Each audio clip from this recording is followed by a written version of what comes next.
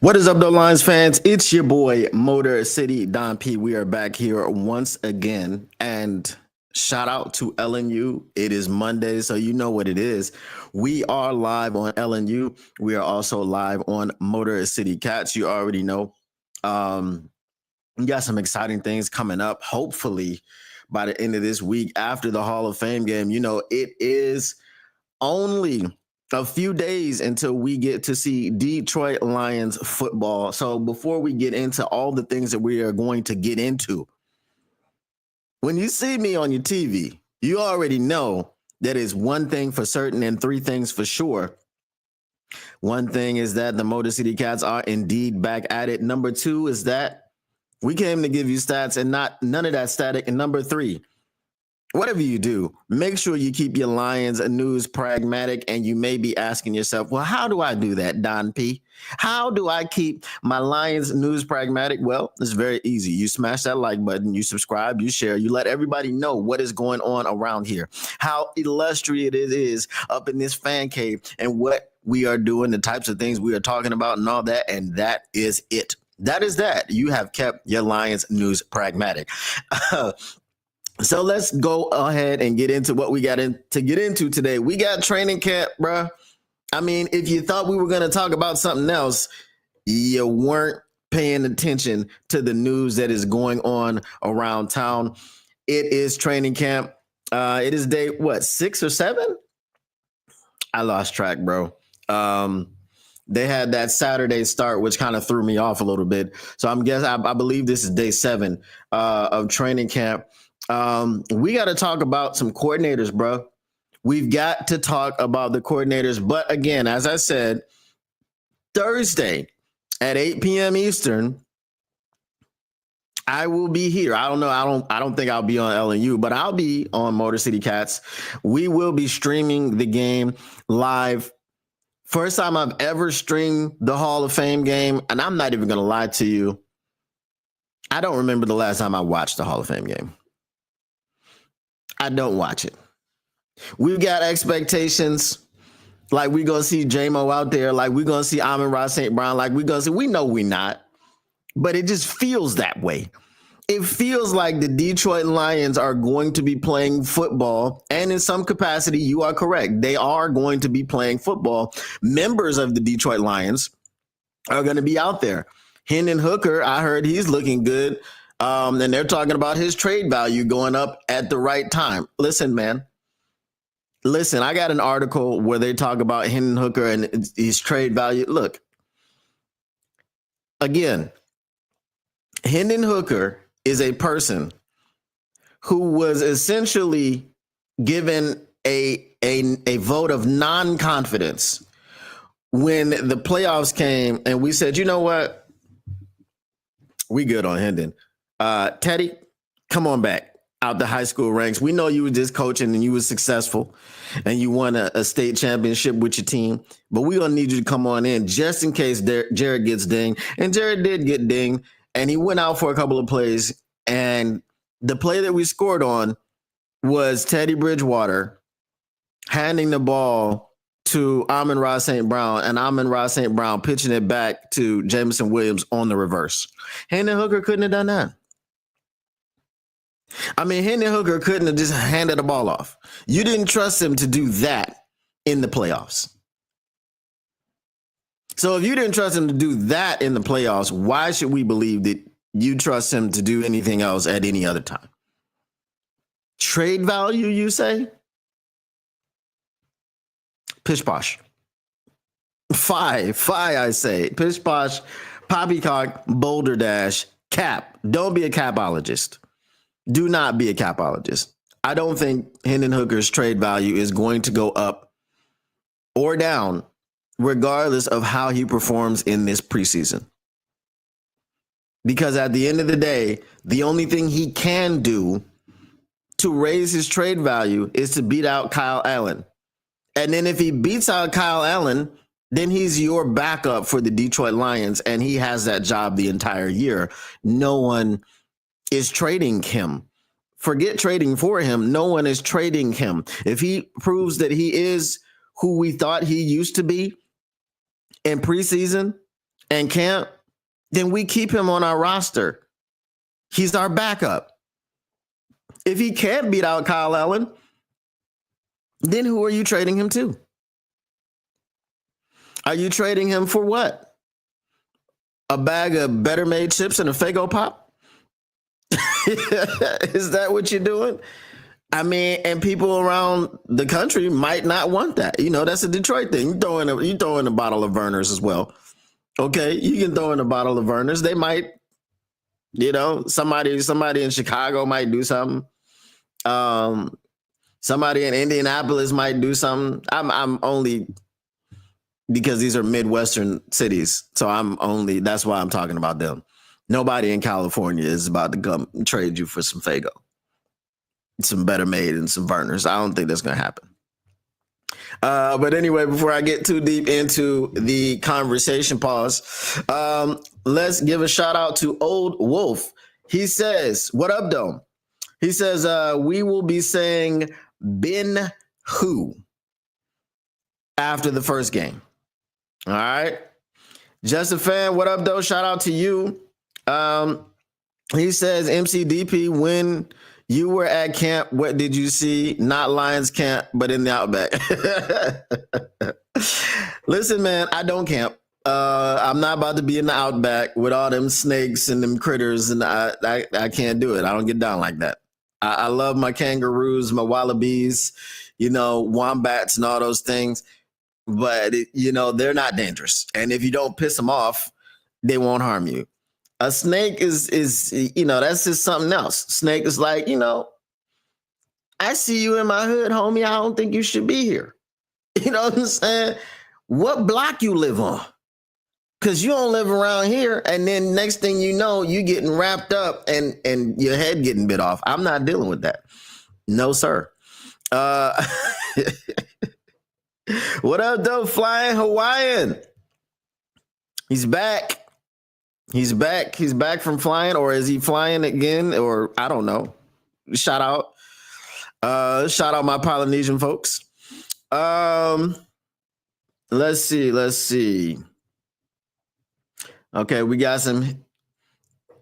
Justin Fan says Hendon Hooker's supposed strength was being older and he was going to be able to learn the Lions offense quickly. How did that work out? We'll talk about that. Lions defense will be better under Shep, and the offense should keep rolling under Morton as long as O-line holds up. Maybe some early growing pains. So yeah, we're gonna get into that. The Hendon Hooker thing, I'll just address that like this. Hendon Hooker was supposed to be able to learn the offense. He was supposed to be able to do all things as a backup quarterback without any reps. Reps in training camp, reps in the preseason, that's not real football. I'm sorry. I'm apologize to y'all in advance. I'm going to bring this up. The Detroit Lions were 4-0 when they were 0-16. They were 4-0 in the preseason. Okay. And then the regular season showed you that the preseason was not football. So there's nothing really that I will see in the preseason or in camp that will really excite me, except for people that I already know that can do it. When we talk about Jahmyr Gibbs, we talk about his expanded role. We talk about him running routes, okay, being a wide receiver. Like I said before, when that report came out and Kirby was like, that's cap, right? Kirby is trying to throw cold water on it, and it's already out the bag, Kirby. Sorry, you can't do nothing about that. When we talked about this before, I told you, if they line up Jahmyr Gibbs and Jameson Williams on the same side, it is going to be a wrap. Coverage is rolling all the way over to that side. If they got, single high safety, that safety's over there. If they're doing two safeties, both safeties are over there, okay? And you just got on the other side, you got Amon-Ra St. Brown, you got, maybe Tesla, maybe Timmy P, whoever. And they're like, well, look, y'all corners over there, you're going to have to do it man on man. You're going to have to lock them down. Okay, and then you got Amon-Ra St. Brown in the slot. They're gonna be like, look, I know as a linebacker you need some help on Amon-Ra St. Brown, but we can't afford to give you any because if we allow this man Jahmyr Gibbs, aka the electrician baby, aka Agent Zero, aka Sonic, you know, aka your favorite player's favorite player. You know what it is. If we let that man get any space, we are cooked indeed. If we let Jameson Williams release man on man, we are cooked downfield. There's no purpose of even chasing after him. Once he gets past that defender, which will happen in the first 3 yards of the route, and blows by him, and Jared Goff hooks that thing up, just turn around and start walking to the sidelines. So when I see things like that, when I see things like Jahmyr Gibbs and David Montgomery being on the field at the same time, something we clamored for when Osama bin Johnson was here. We clamored for it, but we didn't get it. Okay, it's not to the degree that we wanted it. None of that. We didn't get it. But that's something we clamored for, and that's something now Johnny Moe is going to give us. So when I see things like that, yes, I'm excited. Right? When I see things like that unfolding, new wrinkles being put into the offense to try to get our explosive players exploding, to use all of our weapons, okay? That excites me. Everything else, I'm sorry, the Hall of Fame game doesn't excite me. Rookies don't excite me. Right? I try to take the rookies with a grain of salt because we already know the preseason is not real football. The preseason does get competitive when you got guys at the bottom of the roster trying to make the team. But the starters, for the most part, aren't even playing, especially on our team. There's other teams that will play their starters from time to time, maybe a series here or there. Okay, it used to be when we have 4 preseason games that the third preseason game was the dress rehearsal, that you were going to get an entire half pretty much guaranteed from your starting offense and defense. But now that they've switched to 3 preseason games, okay, and if they go to 18 games for the regular season, there will probably only be 2 preseason games. Okay, and the Hall of Fame game will make it 3 for whoever participates. It's just it's a glorified like practice scrimmage. That's what the preseason is now. So it's not exciting, but there are some things to look forward to. Obviously, we want to see what these guys look like on the field in some capacity, right? In full Lions attire, game day uniforms and all of that. We want to see what they look like. We want to see what kind of optimism we can have. I just take my preseason optimism is forever tied to 4-0 and 0-16. Preseason doesn't matter. I don't care about it. If I wasn't a content creator, okay, I'm gonna stop lying. Okay, I'm gonna stop lying. If I wasn't a content creator, I wouldn't be streaming anything. But I definitely would be watching these games. It's Lions football, and I love Lions football. I love the NFL. Okay, and when they put games on television, I watch. No matter what it is. No matter if I'm watching with bated breath, no matter if I'm watching just to have it on in the background, like the Hall of Fame game. I'm gonna tell you, I'm probably gonna stream the first half. And I don't know if I'm gonna stream the whatever, but the first half for sure. And then I might stab out. All right, let me get to some of y'all's comments.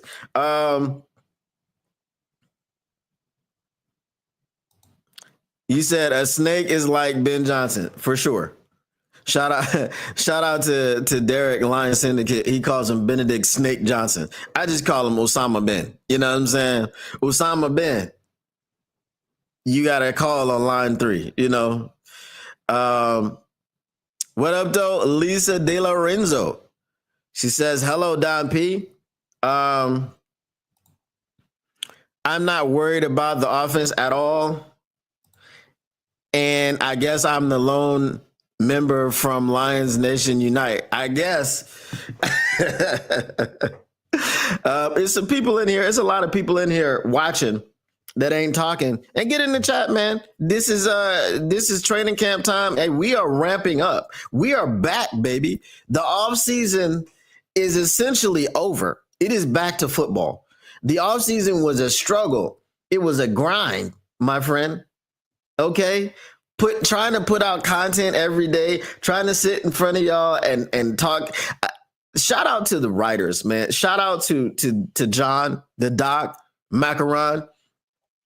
Shout out to Detroit Free Press, and there's a lot of other people to shout out, and there's people I won't shout out because I don't fool with them. If I see you, I don't speak, I don't mess with you. Okay. Hashtag if you know, use the hashtag. But shout out to them because a lot of our content in the off season comes from reacting to their articles because we don't have football to react to. Okay. And they disseminate a lot of information. Shout out to them. I don't think without them, I couldn't do what I do. Like, so I'm not at camp. I'm not even in States, right? I planned to be at camp this off season, but things fell through. Who knows? Maybe we'll do it next off season. But so shout out to the heavies, shout out to all the other Lions creators where I'm able to just, understand and get this information digested and disseminated to y'all in that Motor City Don P style. You already know what it is. All right. What up, though? TaylorMade Media. He says the NFL could stream 7-on-7 camps and folks would pay for it. Facts. I'm one of those folks. I am folks. When you're talking about folks, I am folks right now. I was going to make a reference that I'm not going to make. Okay. But if you know what the folks are, you know. That is why you should be excited for the Hall of Fame game, Don. Football is starting. I'm excited that football is starting. I can't be excited for the Hall of Fame game. I can't because I don't watch it regularly. Like, I'm only watching it, to be honest with you, because I'm going to be really, really honest with you. I don't know when the Hall of Fame game starts regularly, right? I know it starts at 8 p.m. Eastern this Thursday. But normally, like, I will be sitting, I'm like, oh, snap, the Hall of Fame game was on. That's the Hall of Fame game for me. I'm sorry. Okay. I'm kind of bitter that the Hall of Fame is in Canton. Oh, hell no. Right. I don't like the fact that our great sport has the Hall of Fame in such a terrible place. And shout out to those people that live there who attack me because of my what do they call it? My tribal views on football. Well, brother, it's Detroit versus everybody, as I've said before. I don't care nothing about you if you're in the national spectrum of the NFL. You want to come over here and kumbaya with me? Come kumbaya. You want to have a problem? Detroit versus everybody. Go find it somewhere else. You did.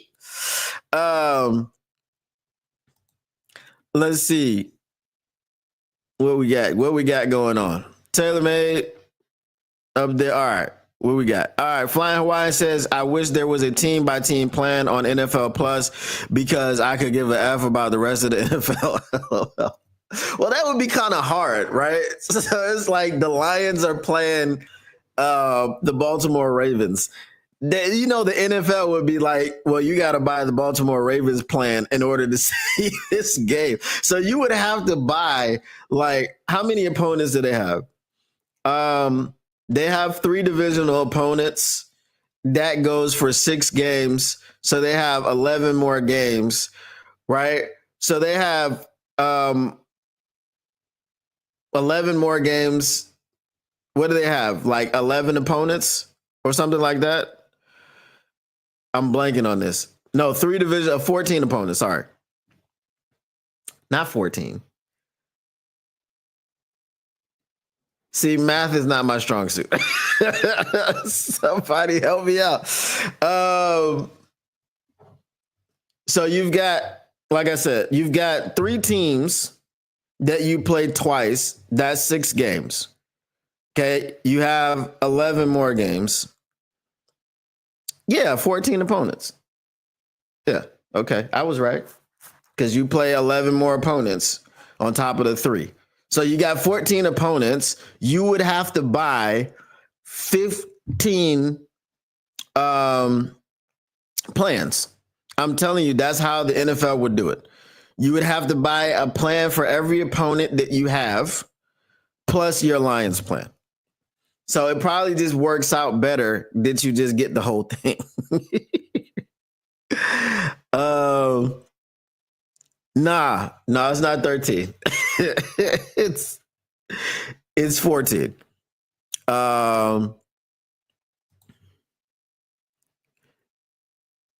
Yeah, I got it. Right? 17 minus 6 equals 11 minus 13 equals 14. Yeah, I got it. I put it together, I got it in. All right. Let's talk about what we came here to talk about. Today, your coordinator, Johnny Mo, is the man. I'm going to tell you one thing, and y'all might not have realized this. When he was talking about Jon Gruden, who shout out to Jon Gruden, he is at camp the entire week, so he is going to be there up through the Hall of Fame game.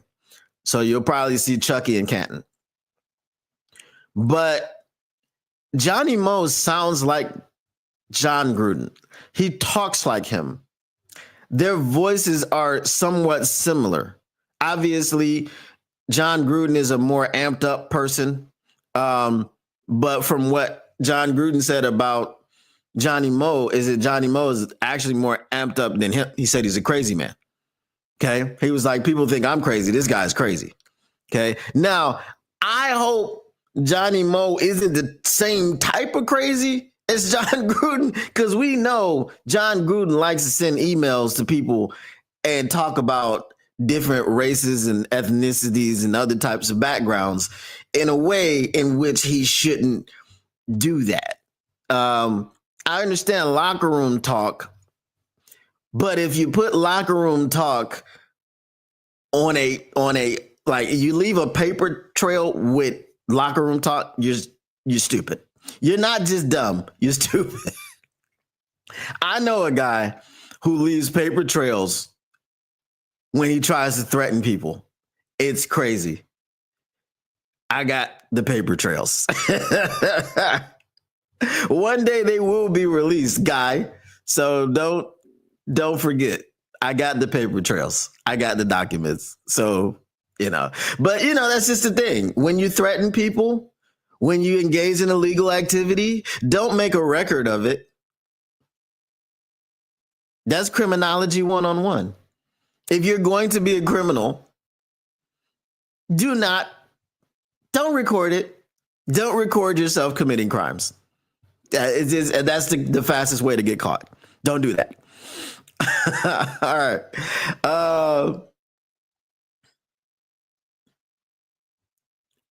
Let's see. That is why Jon Gruden is no longer in the NFL. Correct. Because he's not just dumb, he's stupid. He recorded himself with illegal activity. Okay, you send emails, that is a paper trail.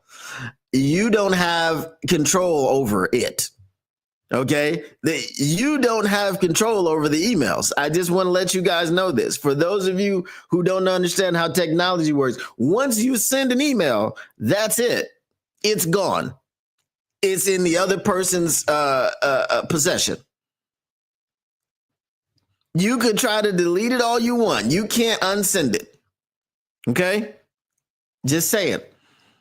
It's not like a WhatsApp message when you can. Can you? Yeah, you can delete the message before they see it. I think they've now increased the time because it used to be like it had to be 15 minutes, and like after 15 minutes you couldn't delete it. I think now that it's a lot longer than that. What up, though? Tactical Sport. Frank the Tank is here. What up, though?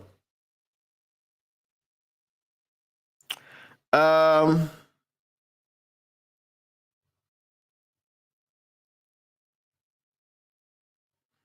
yeah. your phone emojis. All right. So Frank the Tank, East Side. What up? East Side till I die. You already know what it is. He says we all need to relax. A week ago, we were all freaking out because people are getting hurt, and now we see they played week one yet to go Lions. We are freaking out about people getting injured because they were getting injured in an area where we don't have any depth. Right? You get injured on the defensive line, you have no depth. All right. So again, Johnny Mo was at the podium. So for me, I watched it last night while I was in the gym. I don't know what, I guess it was about 8 a.m. Where you guys are. So it was like 10 p.m. for me.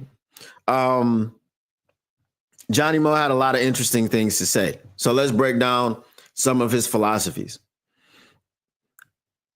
Philosophy number one, and I think most importantly, I'm trying to use all of the weapons that we have. I'm trying to make the defense react to us. I like to make the defense uncomfortable. It's fun. Right? Imagine a man saying, I like the defense to have to be worried about who they're going to match up with because we have our 5 best players out on the field. Remember when we were asking, we were clamoring, we were begging Osama bin to go ahead and put David Montgomery and Jahmyr Gibbs out in some 2-back sets. If it happened, and I'm sure it happened so infrequently, I don't even remember it. I don't want to say specifically that Osama bin Johnson. I don't want to say specifically that he was holding J-Mo back. But J-Mo has commented about Johnny Mo allowing him to run more routes. So Johnny Mo was talking about that in his press conference, and he talked about how basically he's been phenomenal. You know, he's been learning, he's been running the routes crisply, like he's added to his repertoire. I'm going to chalk that up to development. Okay, I'm going to chalk that up to development because, as Johnny Mo said, they don't run all the routes in college. Okay, so if you don't run all the routes in college, J-Mo in college, and this is why I am the official keeper of the J-Mo. Okay, because I have to keep and protect this man from some of the fans and some of the national media. In college, J-Mo was a deep ball getter. Okay. A sugar cookie, man. I'm a rapper. I'm not a sugar cookie getter. Okay. Shout out if you know, use the hashtag. He was a deep ball getter. Tua Tagovailoa would throw the ball deep and J-Mo would go get it. Okay. That was his job at Alabama. His job was not primarily to do the same type of routes or run the same type of routes that Amon-Ra St. Brown runs. Okay. The quick slants. Okay. The hitches. Okay. Now he's definitely going to run a hitch and go. Boy, don't you bite on that double move. If J-Mo runs a sluggo or a hitch and go, you, my friend, walk to the sideline. Because if you bite on that hitch, walk to the sideline. It's a wrap. Just go over there and take your helmet off and go have a seat next to your coach, because it's done. Okay, we putting 6 on the board, and our offense is running off the field unless we go for 2. Okay, but JMO wasn't doing everything. So when you are not used to doing everything, when you're not used to running all of the routes, okay, everybody knows the route tree. Okay, everybody knows the route tree from 0 to 9. Okay, that doesn't mean you are proficient in running it. That doesn't mean you can run every route. Okay, so when we say expanding the route tree, this means you add this route to your repertoire because you did not come into the league with 0 through 9 in your bag. Some people came into the league with 9 in their bag, and that was it. And that was, essentially what JMO had. He had that 9. He had that go. Not too much else. So yes, young receivers do have to develop a route tree. Right? It is not when they say, oh, he's developing the route tree, you're like, oh, he doesn't know the route tree. No, he knows what the route tree is. Okay. If you tell him to run a 1, he knows what it is, but the nuances and also being on track and on time with your quarterback. How does your quarterback like you to run this route? So on and so forth. It's not just understanding what the route tree is and knowing the numbers and the route that they correspond to. So I'm going to chalk that up to just the development. Now, here's one thing I will say that is against Osama bin Johnson. I believe that Johnny Mo is more interested, more invested, I would say, in developing Jameson Williams. And the reason I believe that is because of his philosophy. He said he's trying to isolate people. He's trying to take shots. If you're trying to isolate people and take shots, there's no better place to look than Jameson Williams. Now, how does his development how does his development as a route runner help him take shots? Because you're like, well, he had the 9 when he came in. Why does he how do you help him take shots? The way that you help him take shots is if he can run every route, when you cover him, if you are unfortunate enough to be left in man coverage against Jameson Williams, now you don't just get to say, well, I'm just going to bail early because I know he's going deep. You don't get to do that, right? So you are off guard because he has more tools in his bag than just the 9, right? If he's got 5 routes, you got to study for all 5 of those routes, and you have to be prepared for all 5 of those routes. If you got 9 routes, you cook. There's nothing you can do because you don't know what he's going to do in any given time, in any given moment, and on any given play. You just don't know. Okay, so I would say, yes, Johnny Mo is a little bit more invested. I don't know how much more invested, but I would say more because the deep ball, the deep shot, the shot plays, whatever you want to call it, the explosives, that's what he wants in his offense. What else he had to say? He talked about, someone asked him about the trick plays, and he said, we're going to run whatever Dan wants us to run. That's what he said. And he said, but we're going to have all of that stuff in because it worked. And he said, we're not going to change things that work. So trick plays will still be a part of the offense. What I can probably tell you from listening to his press conference is that they're not going to go empty on 3rd and 1.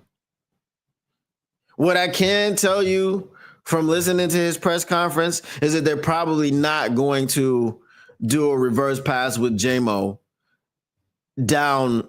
What were they, down 10 at the time? Or were they down? Yeah, I think they were down 10 or 7. No, they were down 10, I believe. Okay. You're not going to run a reverse pass with J-Mo down 10 in the playoffs in the fourth quarter. It's probably not going to happen with Johnny Mo. Right? Johnny Mo talking about loving the process. He didn't take an offseason. He's been in the building, self-scouting the defense, trying to see what his concepts do against the defense. So he said he loves the prospect of sitting in his laboratory. Okay. Y'all thought Ben Johnson was a mad scientist, an evil genius. He's definitely evil. Okay. Benedict Johnson or Osama bin Johnson. He's definitely evil. Right. He's a turncoat and a terrorist. That's like you combine those two people into one, you got yourself a serial killer. Allegedly. I don't know of anybody's that have been found in Osama bin Johnson's purview. I'm not accusing him of being a serial killer. I'm saying he's got alleged traits. You know, the turncoatiness and the terrorism. Anyway, so he said he loves the prospect of being in his laboratory by himself. Okay. Y'all think Jack Campbell is a psychopath because he just like stares at the floor before games and he ain't listening to music. He ain't doing nothing. Right. Johnny Mo is a psychopath in his own right because he sits in his office in his laboratory by himself. He ain't got no other coaches in there. He ain't got no players in there. He's just by himself, breaking down defenses, dissecting defenses, and putting concepts together to keep them off balance. So I don't really have any issues with the offense. I have no issues with the offense. Before I move to the defense, let me get your comments in here. There's a whole conversation going on between Frank the Tank and Flying Hawaiian. I don't know how much of that I'm going to get to. Let's see.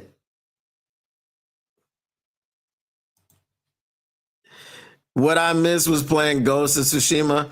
I never... so I played that game for probably 30 minutes. I didn't dislike it, but I just never returned to it. You know what is an underrated game? If you are a zombie man like myself, Days Gone is an underrated game. I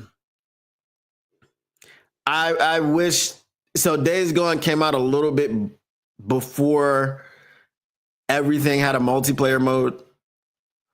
I would love to have like a Days Gone zombies mode, just like Call of Duty zombies. Like they have hordes and everything in there. I think they may have put some of that stuff in because they did a remastered version, but the original version on PS4, it was phenomenal.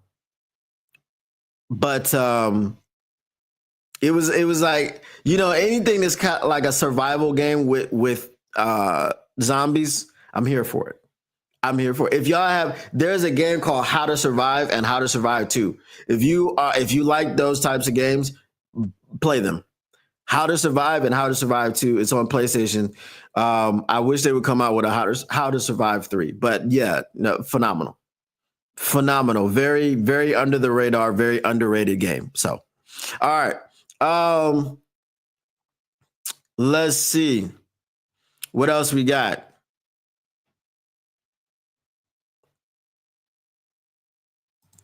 J-Mo has matured. That's most of it. True. That is true.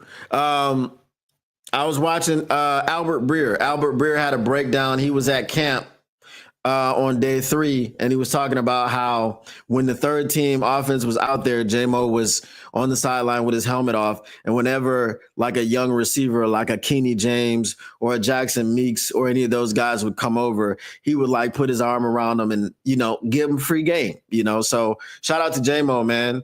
I told y'all what kind of dude he was. I told y'all from jump. And look, for me to stand this man And for him to have gone to Oh Hell No State, y'all should have already known what kind of person he was and what type of player he was. For me to openly give it's not even an endorsement. I am his keeper. Am I my brother's keeper? Show enough. All right. Shout out. If you know, you know, use the hashtag. I know Mr. Morale knows that one. And Tactical, you probably know. I know TaylorMade, you probably know it too. Okay, I said something plausible. I don't know what I said. I was rolling. Sounds like Jameson Williams is saying Johnny Mo is far more experienced in the ways of the NFL. You know, hey, if the shoe fits, put it on. I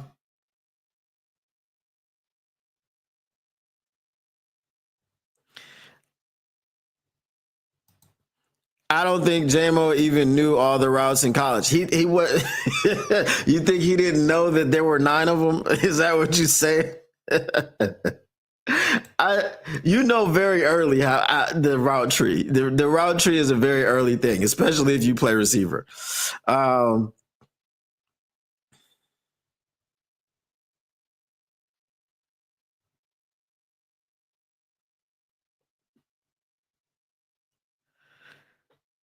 Amon-Ra St. Brown is quick. What do you mean? What do you mean, Flying Wyatt? You say he's neither fast nor quick? He's got some quickness and some twitchiness now. That's how he gets that yak.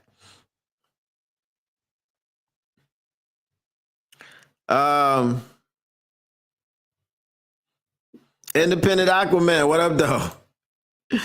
Answer to the headline: yes, Morton is a better coordinator than Johnson. Bonus info: ex-head coach John Gruden was in Lions training camp this week. Yeah, we talked about that.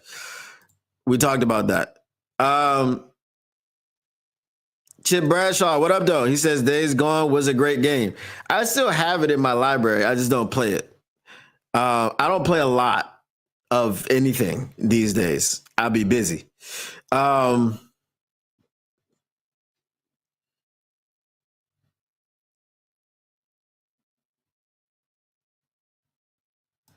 Said, was Glenn Campbell still alive in 2021? I can't recall.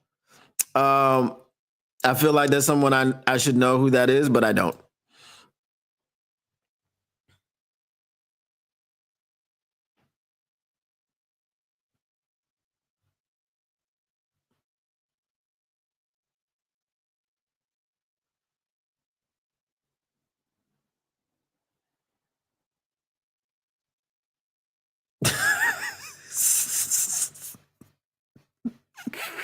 I'm not even gonna address that one. That is such a terrible comparison. I'm not gonna do it. One of those things you are created with and you're born with. The other one of those things is something that you surgically do to yourself. So I'm not gonna talk about that one. The Last Dragon. Shout out Tactical Sport.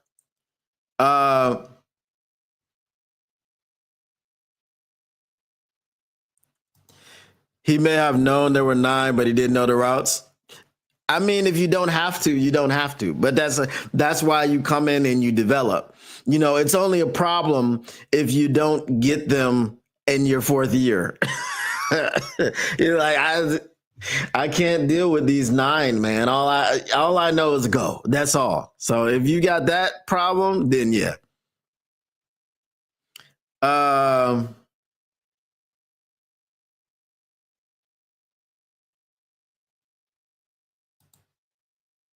Also, The Last of Us Part 1 was great. I never got into The Last of Us. I did try to watch the show. I think I fell asleep. I just remember not remembering. Like, I don't remember what happened in the end of the first season. So, yeah.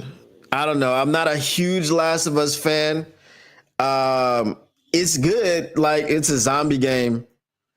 I don't know. It just never grabbed me. I'm not saying it's bad. I never got into it.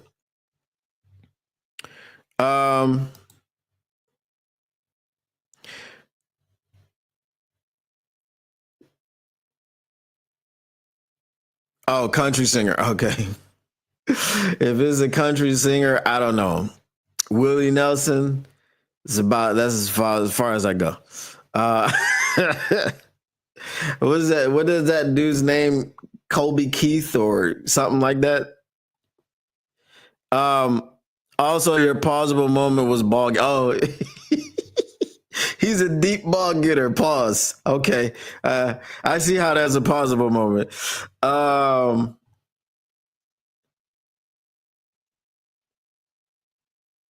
right. So let's go ahead and get to this defense. Defense. A lot has been said about Kelvin Shepherd. I don't think anything has been said about Kelvin Shepherd to demean Aaron Glenn. So we don't slander Aaron Glenn over here, okay? Because Aaron Glenn went to the Jets. He's not a turncoat. He's not a terrorist.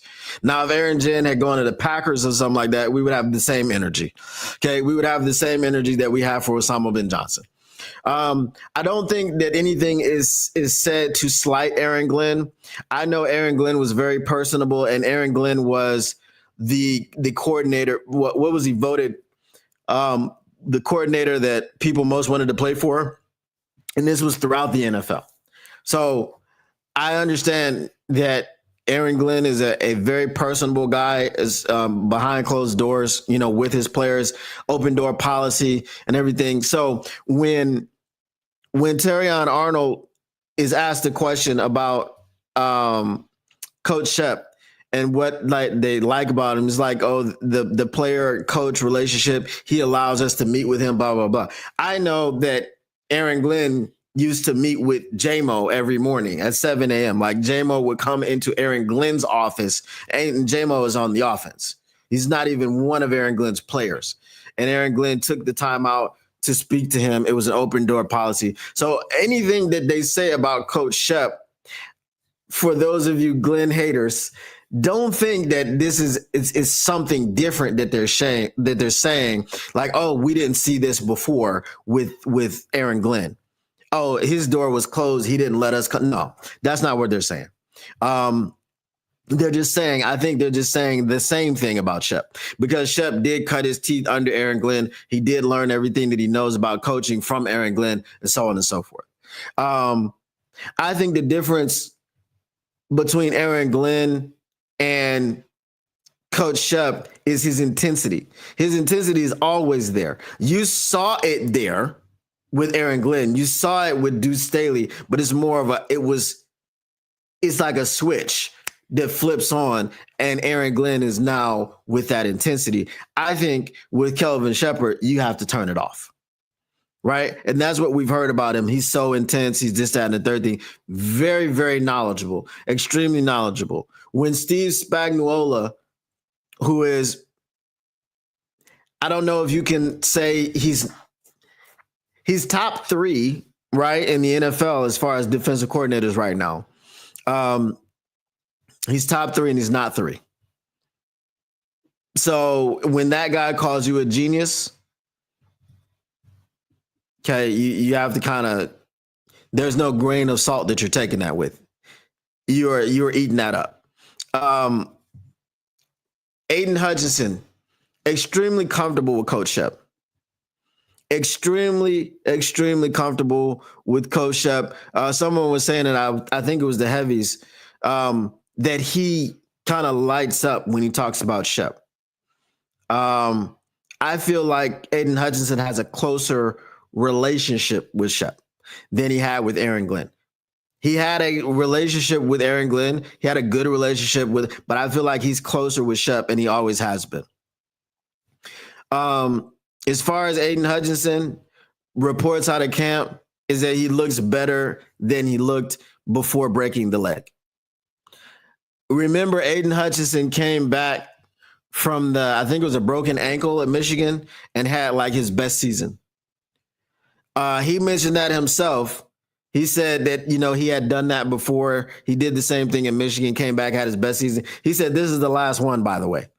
Now, I hope it's the last one, where you have to come back from an injury, something's broken, something's torn, and then you have your best season. I hope it's the last one. But football is a 100% injury guarantee.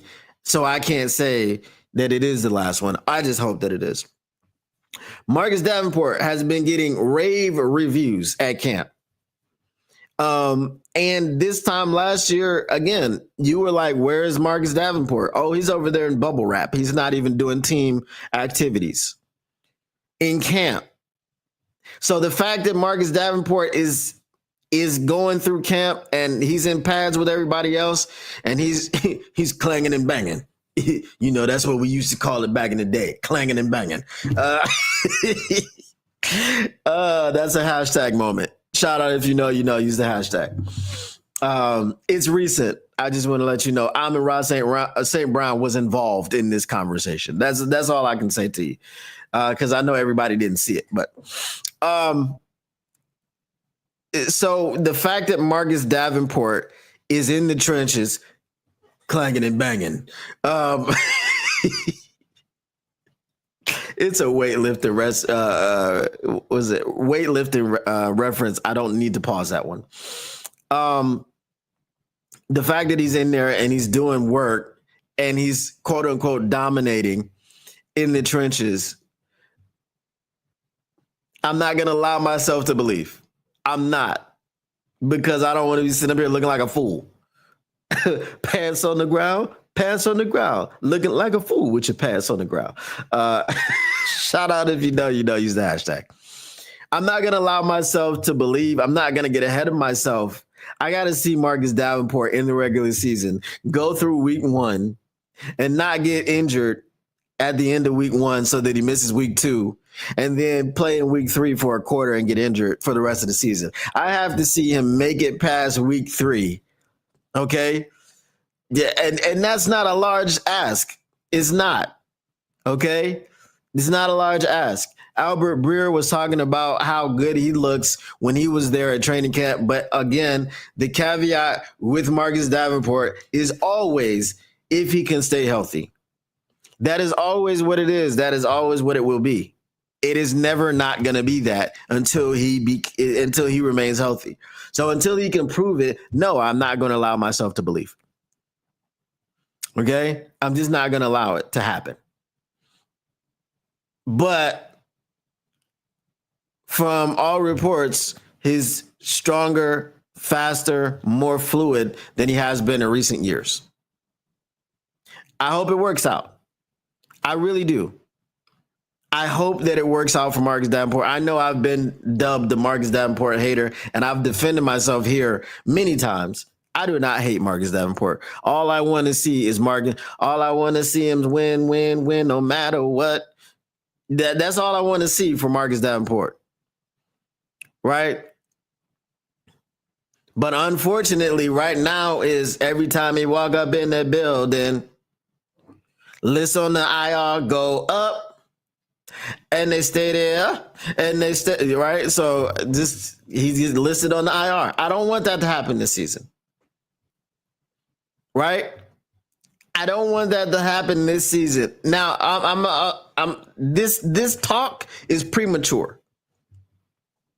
This talk is premature, but it has to be said. Brad Holmes, where's my camera?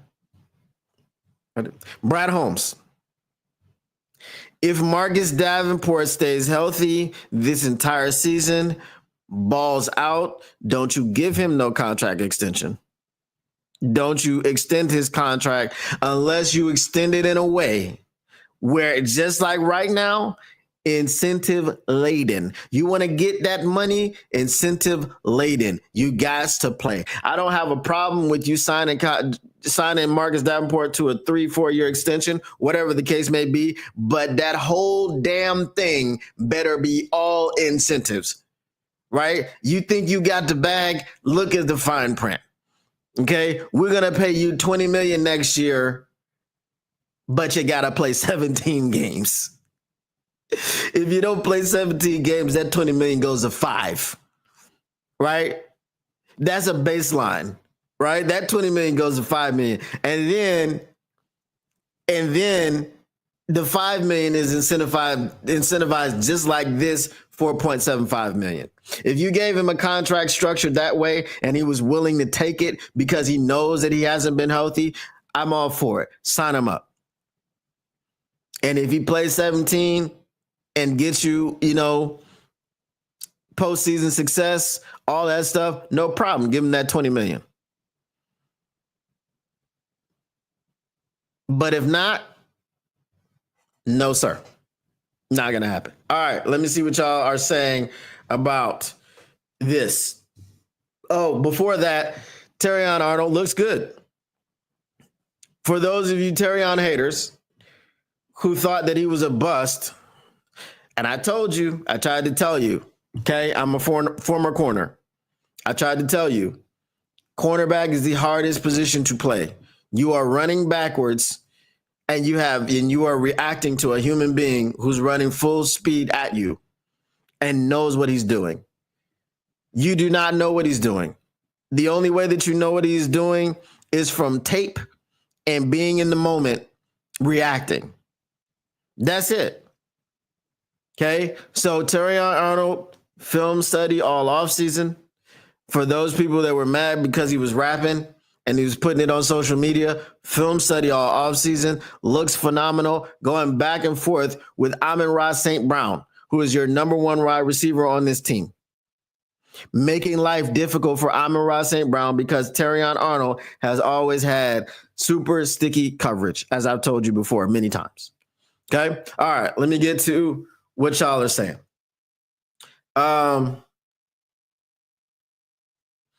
Flying Hawaiian still doesn't believe that Brown is quick.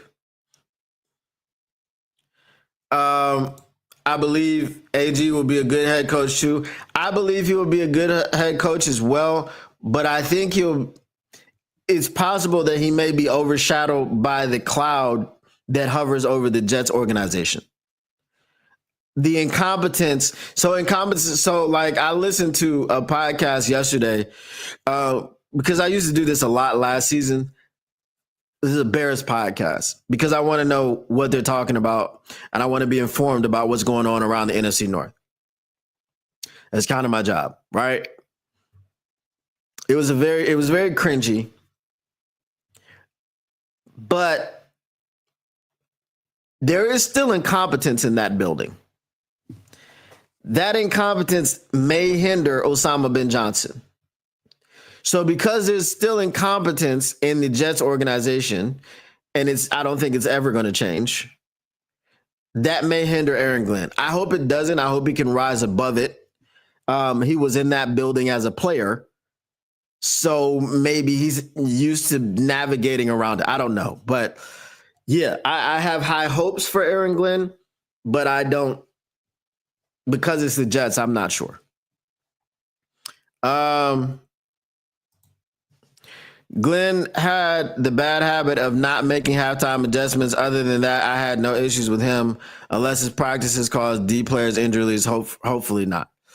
Taylor May says there's folks out there who swear up and down that my man AG threw 3 interceptions versus the Commandos, not Jericho. Well, that happens, that happens.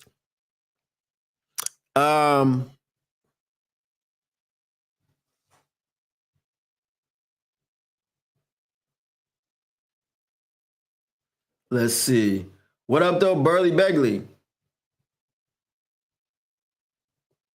Replacement of Ragnow and Zeitler is the key. That is the key to the offense. Tate Ratledge is not looking like he's going to be your center this season. As Johnny Moe said, they love Tate. He said, but we've got Graham in there now because that center quarterback exchange has to be right. That quarterback has to be comfortable. That has to be right. So I think, as I said before, and I can't say that my prediction came true because we haven't seen the regular season start yet. But as I said before, I don't think that Tate Ratledge is coming in as a rookie, taking the center spot from Graham Glasgow, because Graham Glasgow has experience as a center. He has experience as Jared Goff's center. So Jared Goff knows what he likes, or he knows what Jared Goff likes. Okay. So Jared Goff can be comfortable because he knows that this man in front of him is not thinking. He's snapping the ball and he knows where to go and what to do. With a rookie, he may be good and he may be picking it up quickly. But again, you haven't been in that position when the live bullets of the NFL have been firing. Okay. So I do believe that it will be Graham unless something happens. Mahogany is repping on the left side. So that's where he will be. So right now it's looking like Tate, Graham, Mahogany.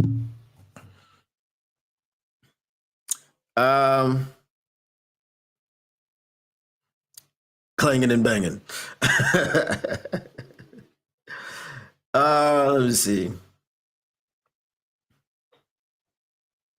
Davenport equals Swift. Facts. I can't. I think Davenport is more like serious injuries. I think Swift just like, oh, my hangnail, and he would just sit out because he didn't want to be in Detroit.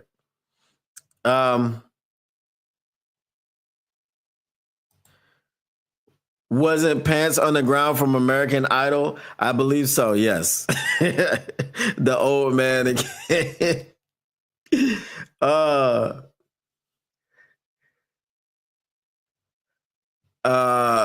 Agree on how Marcus Davenport's contract should be. Yes, it definitely nothing but incentives. Arnold learned by week 6 how to properly play CB. I'm glad he focused on training. It's an adjustment period. When you come from college to the NFL, receiver is the one where they say you need 3 years. Not receiver. Cornerback is the one they say you need 3 years. It's a big adjustment.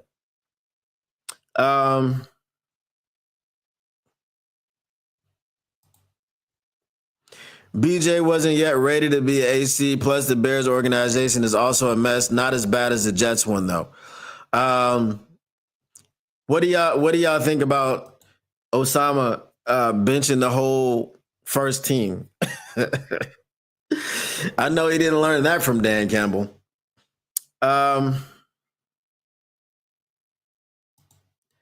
Tom Brady had multiple games of at least 4 interceptions each. Goff only had 3. J-Mo had the other one.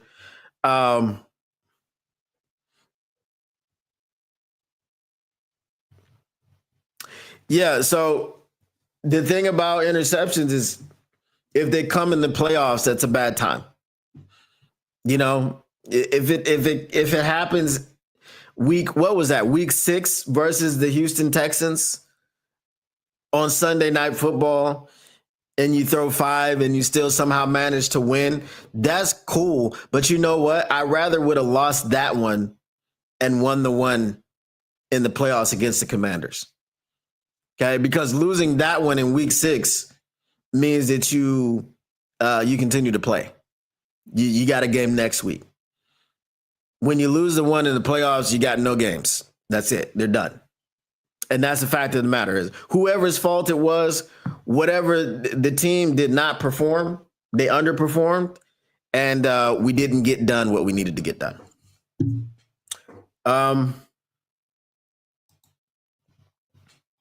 Benching the whole first squad sounds like setting expectations.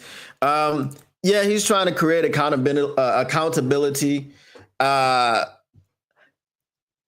Here's the thing, right? And this is the last thing I'll say now about Osama. Osama thought that the grass was greener on the other side. He thought that Caleb Williams was exactly the quarterback that he wanted. He wanted to be able to do some off-script stuff. The problem is that Caleb does everything off script. He plays hero ball. I said this when he was drafted. coming in as a rookie, I said if he doesn't have a coach that can get him to fall out of love with hero ball, he is not going to be successful. I don't think Osama understood exactly how much love Caleb Williams has for hero ball. I don't think he did. Now that he sees it up close and it's, okay, we need to be on time here and I can't get you on time for something simple, now that pisses me off. And that's what he's dealing with, and I think that's what he's going to deal with. If he is able to get him to fall out of love with hero ball, then he will be fine. If he's not able to do that, then he's going to have problems, right? Goff understands timing. Goff understands precision. Goff understands, hey, when you're on that spot, when you need to be on that spot, I'm going to hit you because that's where you're supposed to be and you'll be open, right? Caleb right now is not processing things from a script. He's processing things from an off-script situation because since he's been a kid or in high school or whatever, he's been able to be off-script and it has worked for him and it got him all the way to the NFL. This is the problem. So it is it's a much deeper problem than what Osama thought. Right. So when he was over there, like, yeah, I never had a quarterback that could do all this off script stuff. He didn't really. You got to be careful what you wish for. Be careful what you wish for, homie. You just might get it. All right. Mailbag. What you gonna do? What you gonna do when they reading you? Mailbag. It's snicks, mailbag. Get your mailbag questions in. Get them in. Bask in it. All right. Tiger Story says Osama didn't watch any of his college tapes. I don't know. I watched all of it. I watched all of it. Somebody, as I've said this before, but if you don't know the story, someone on YouTube put together and I think it was his last season, every play Caleb Williams either threw the ball or ran the ball. And it was like an hour of Caleb Williams throwing and running. And I watched the entire thing from start to finish. And that's how I came up with Caleb Williams loves hero ball and he doesn't love to be on script. And I think I was pretty accurate. So, Caleb equals more extreme than Cam Newton. LOL. I don't. This Cam Newton thing. I'm sure you guys have seen it because Cam Newton says we got to stop this. Okay, an analyst is an analyst. Those who can't do teach. Okay, the saying goes: those who can do.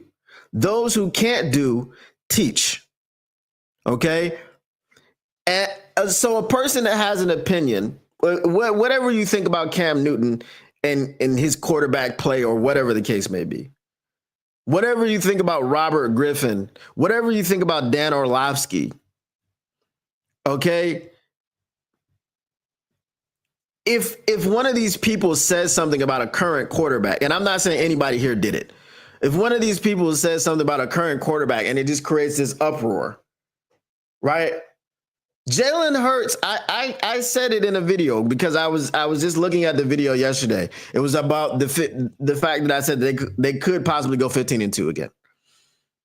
And I said the key to beating, I think there's two teams that can beat us. Bar none, I don't think we can beat them. Is the Baltimore Ravens and the Philadelphia Eagles.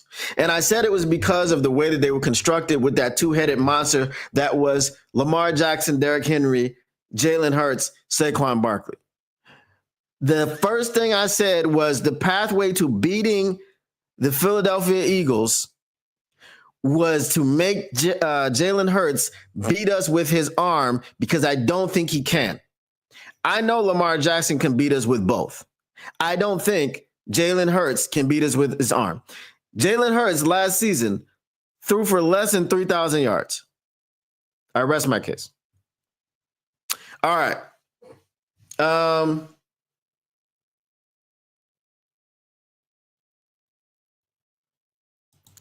Let's hope Williams never falls out of love after the Bears. Exactly.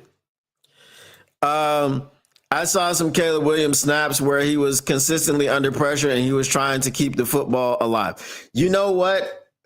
I was watching somebody and they ran the numbers. Caleb Williams had the most time to throw in the NFL last season. The reason that Caleb Williams got sacked a lot was because of Caleb Williams. He was the most.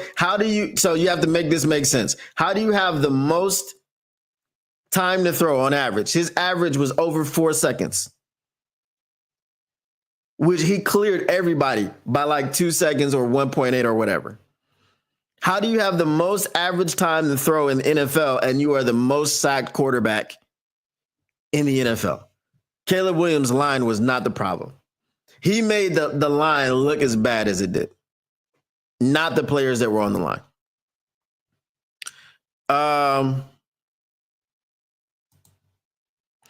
Also, I don't think the Bears' offensive line isn't quite up to snuff.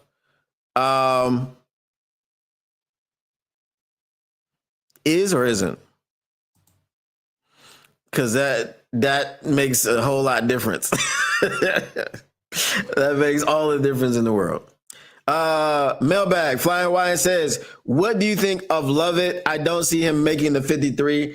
Dominic Lovett, gotta love it.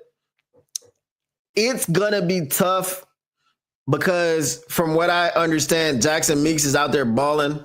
And if they've got a wink, wink, nudge, nudge deal coming in with Big Z coming in, I don't know. Jackson Meeks might make it, but I do believe that Lovett has the potential to make it. But him being on the practice squad is not out of the realm of possibility. All right. What up, though, Brian Ruth?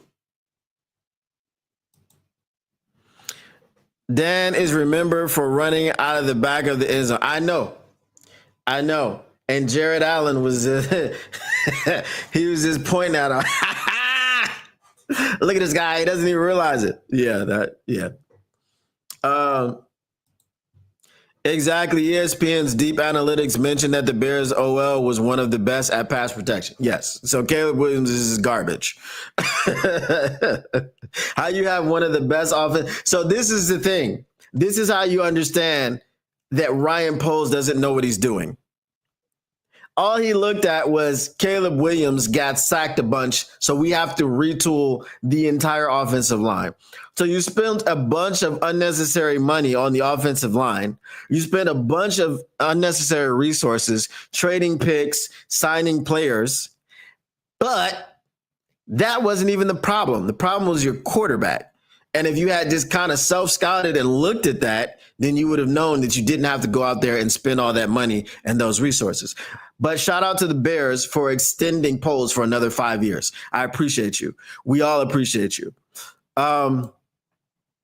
Mailbag, why is there this drumbeat around Kyle Allen? How many W's does he have in the NFL? I think the drumbeat around Kyle Allen is because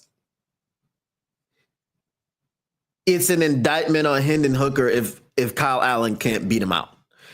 I think he started 19 games, so he's got the experience that Hendon Hooker doesn't have. I think he started 19. I don't know. Maybe he has 9 wins. I don't know. But, yeah, he's not great. A lot of his time to throw was him running around like a clown just to take a sack. Facts.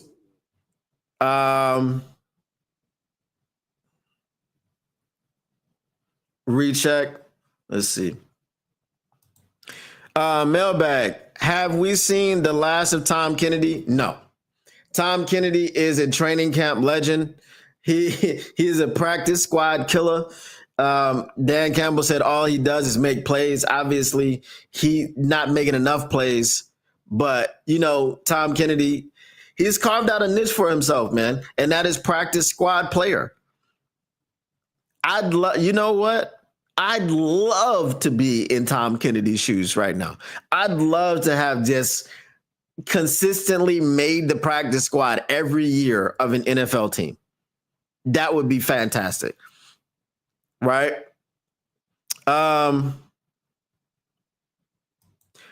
Once again, I don't see Brad signing Big Z. Listen, we got to dream, Tactical. Okay? We got to dream because this Marcus Davenport thing, as I said, if we get left holding the bag, we all going to be pissed. Not just you and me, all of us. Dan, talking QBs is like when Matt Millen was given a job in TV to criticize people. Listen, Dan Orlovsky was not a good quarterback, but again, he has some insight having played the position. That's my point. Those who can do. Okay? Right? So those who can, Jared Goff does. Those who can't, Dan Orlovsky teach. Okay? So he knows what he should be looking for. Okay? Nate Sudfeld, absolute garbage as a quarterback, did help Jared Goff prepare for defenses and get him ready for games. Absolute garbage. Can't play quarterback at all.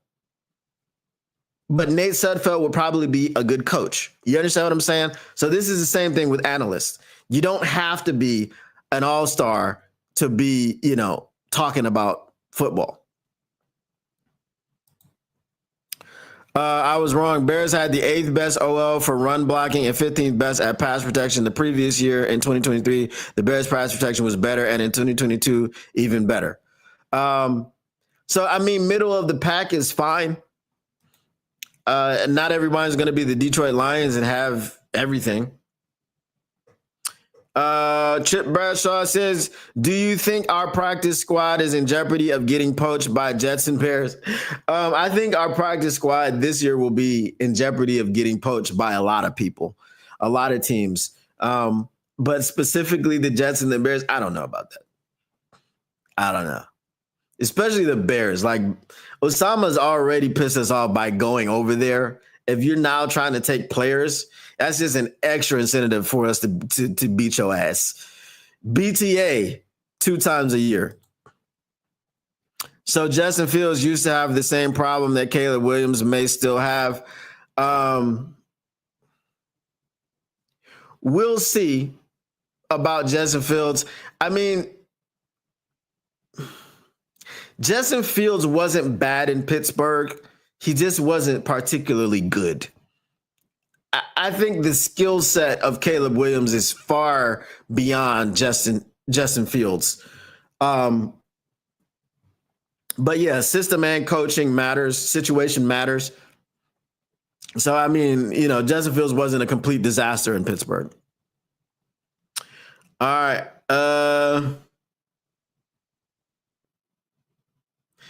Mr. Detroit City says, at least we have J-Mo. Facts. Big facts, my guy. I know you're trolling. I think Tim Patrick has a decent edge with him being with Johnny, Mo, and Denver. I think Tim Patrick has the edge because he's a veteran, right? And he was productive last year coming off the injury. Now he's got, a healthy offseason, healthy training camp. And he knows this offense and, he has good chemistry with Jared Goff. I think he has that edge. Isaac Tesla is making some spectacular catches in camp and everything like that. But again, this is why I don't remember, what was his name? The dude from Eastern Michigan. Was it Dylan something? Anyway, he was the camp darling. Didn't get he came on and got a camp invite because he went to a local tryout. And I'm not saying Isaac Tesla is that level of player, but I'm just saying training camp, things of this nature, we'll have to see it. I'm just kind of lowering my expectations for rookies and things of that nature.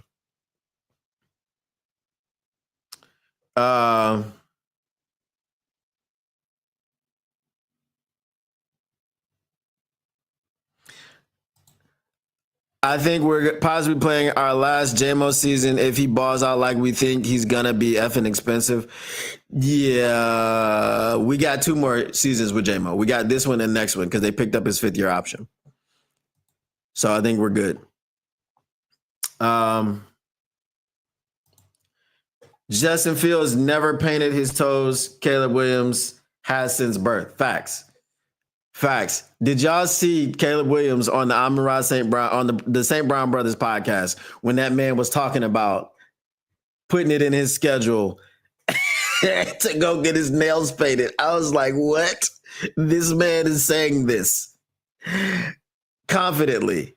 He goes and gets his nail painted. Okay. What up, though, Zach J? You gotta get the times right, man. You always catch me on the way out. All right. So a couple more, and then I'm gonna have to shut it down. So I was told that the Bears were the offseason champions and would surely beat the Lions this year. The Bears are the offseason champions every year. It's not new. They are every year they're the offseason champs, and then they go 5-12 or 4-13.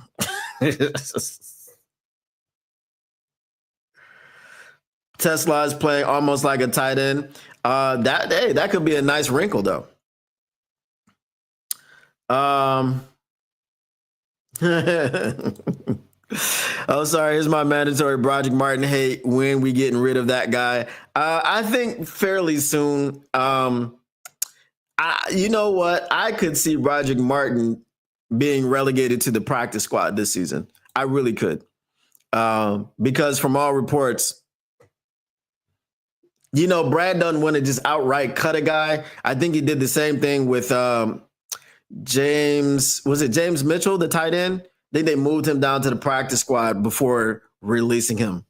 So yeah. All right.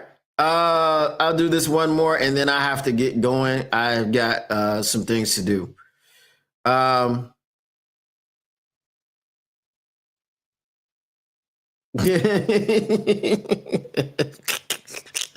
right, I'll make it 2. So Brian Root says, been in Chi-Town praying for a real QB like he had. And this one, rumor has it, Ben Johnson has Caleb tatted on his lower back. Pretty wild. All right. I appreciate y'all, man. Everyone who tapped in from the beginning, everyone who came in late. It's been fun. It's been real. But as we say in the Motor City, once again, the Motor City Cats are indeed back at it. We came to give you stats and none of that static. Whatever you do, make sure you keep your Lions news pragmatic. And we are out. Peace. We'll see y'all tomorrow.